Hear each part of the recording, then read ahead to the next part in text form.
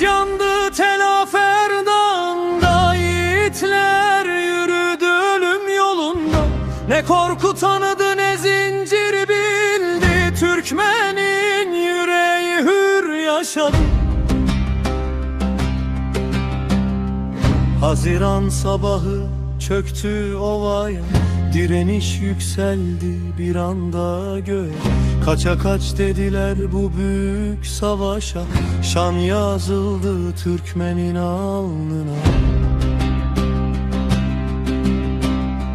Dağlar şahit oldu akan gözyaşına, analar sabretti evlat acısına.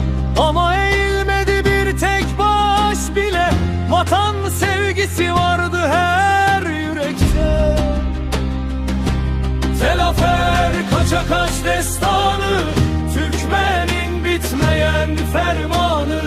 Şehitlerin kutlu emanetidir, bu toprakta hür yaşamak adı. Telafer kaça kaç destanı, yiğitlerin şeref meydanı. Geçmişten yarına yankı olur, Türkmenin sarsılmaz imanı.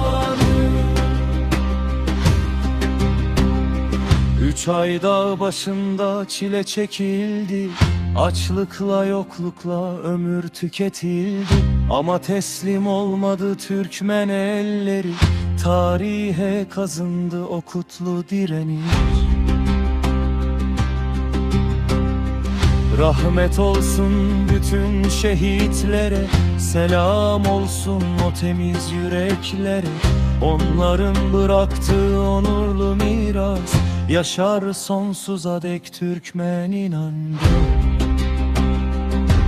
Telafer kaça kaç destanı, Türkmenin bitmeyen fermanı. Şehitlerin kutlu emanetidir, bu toprakta hür yaşamak adı. Telafer kaça kaç destanı, yiğitlerin şeref meydanı. Geçmişten yarına yankı olur, Türkmenin sarsılmaz imanı.